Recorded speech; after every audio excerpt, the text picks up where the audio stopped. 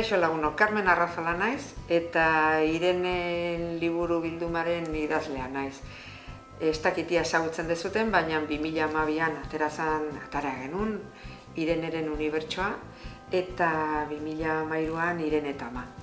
Eta aurten noski tokatzen da 2014an Irene eta bere lagunarekin ze gauza gertatzen diren. Daukat bi modu egiteko bat, adibidez nire esperientziarekin edo gertu daukaten esperientziarekin, baina pentsatu dut esperientzia horiek oso desberdina direla. Batzuk pasa dugu oso ondo eta berdin lagun asko eduki ditugu eta beste batzuk sufritu egin dute.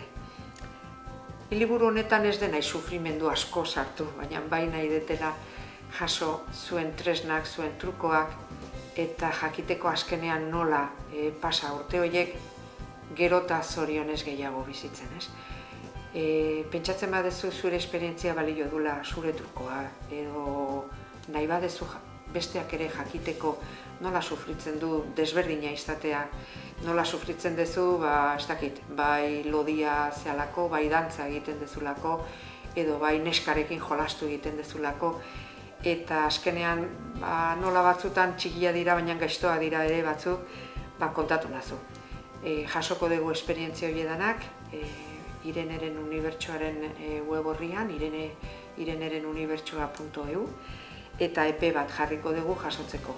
Da maiatza 15-etik ekaina 15-era, eta hortik hartuko dugu esperientzia batzuk. Ikusten dugunak, azkenean gure historiarekin ondo joaten direnak, ez?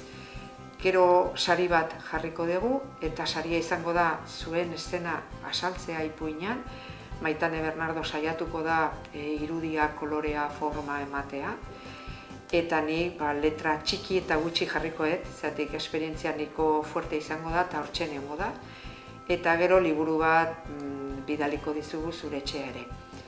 Nahi badezu gurekin konpartitu zure bizitza, nahi badezu azkenean umei esperientzia berri bat eman, eta nahi badezu izardenak azkenean izateko izar zoriontsuak eta laiak, idatzi eta jarri zaite gurekin harremanetan.